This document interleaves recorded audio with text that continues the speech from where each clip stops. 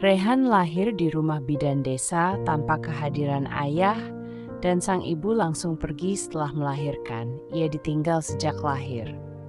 Katanya setiap anak membawa rezeki, tapi kenapa aku cuma membawa malu untuk ibuku sendiri? Rehan tumbuh dengan banyak pertanyaan mencari jawaban di antara keramaian kota. Mungkin aku tak tahu dari mana aku berasal, tapi aku tahu kemana akan pergi. Rehan, meskipun awalmu mungkin suram, perjalananmu tidak harus begitu. Nenek merawat Rehan, tapi tanpa kasih. Ia sering mengatakan, kamu cuma beban, ibumu aja nggak mau kamu. Rehan tumbuh seperti rumput liar, hidup tapi tak pernah disirami cinta. Di dalam kesunyian kamarnya, Rehan menulis, satu-satunya tempat ia bisa bebas berbicara. Di sini aku bukan sekedar beban, aku punya suara, punya mimpi. Hidup ini keras, Rehan. Jangan buang waktu dengan mimpi. Ibu bilang maaf, dia akan datang suatu hari nanti. Aku harus percaya pada harapan itu.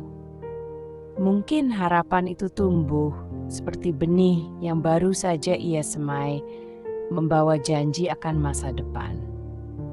Waktu berlalu, dan dengan setiap hari yang lewat, harapan itu menemukan caranya sendiri untuk bertumbuh. Aku jadi yakin, Ibu, bahwa suatu hari nanti kita akan kembali bersama. Rehan, cepat kemari. Ada telepon untuk Ibu. Benar-benar mau datang? Iya, sayang.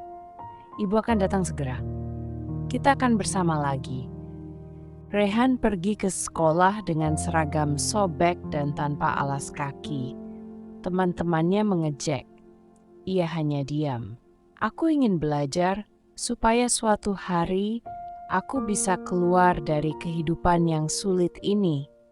Rehan berkata dengan tekad. Selamat pagi anak-anak. Hari ini kita akan belajar tentang mimpi dan masa depan. Siapa yang ingin berbagi impiannya? Guru bertanya dengan suara penuh semangat.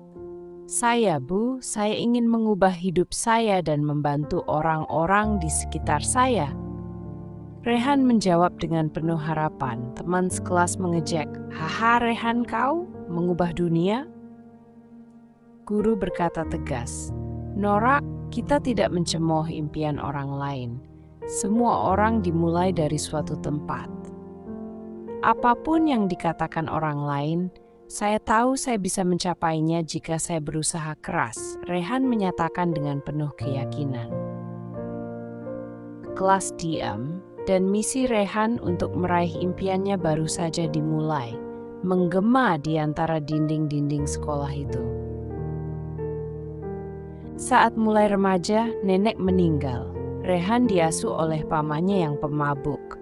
Setiap malam jadi mimpi buruk, makian, pukulan, dan kerja paksa. Mereka tidak melihatku sebagai anak, hanya pelayan yang tak dibayar.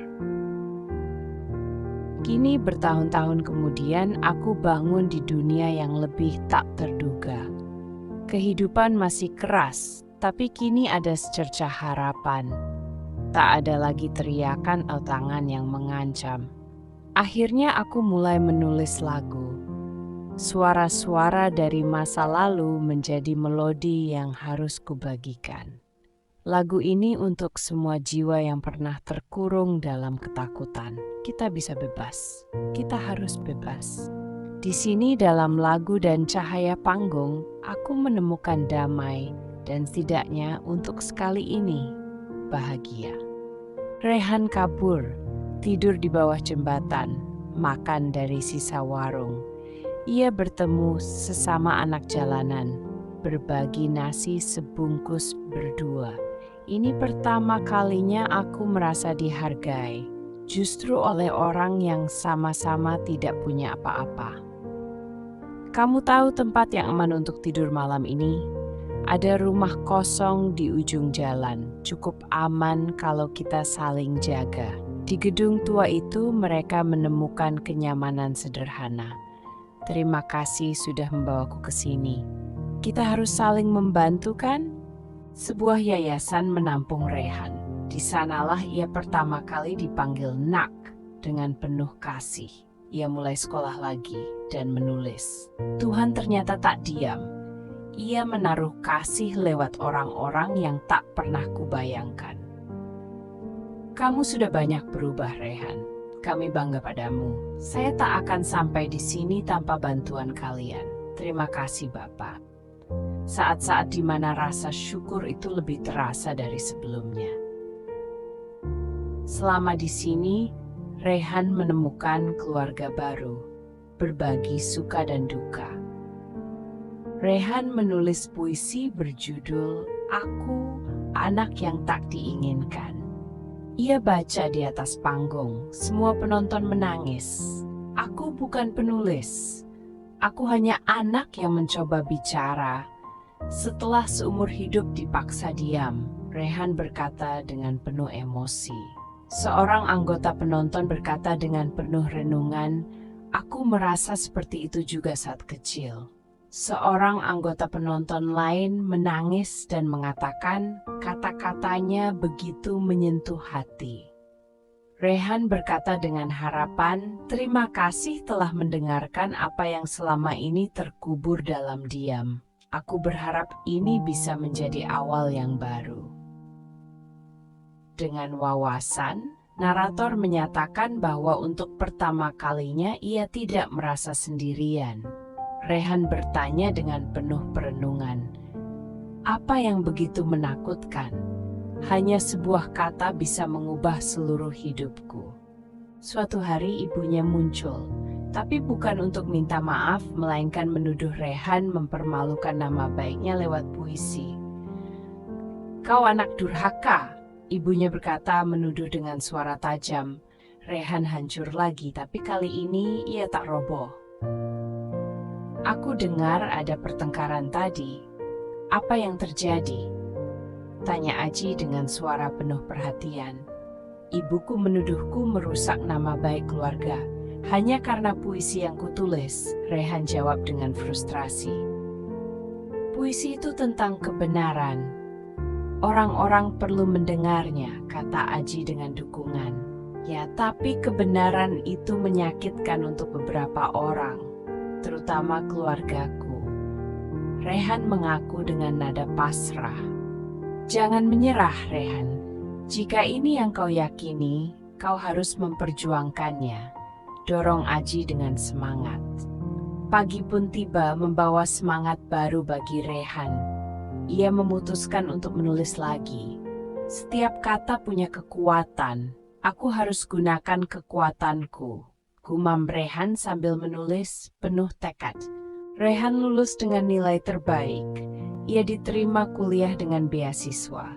Ia menatap fotonya saat bayi yang ditinggal.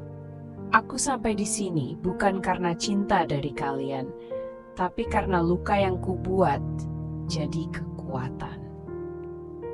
Rehan, bagaimana kau bisa mendapat nilai setinggi itu?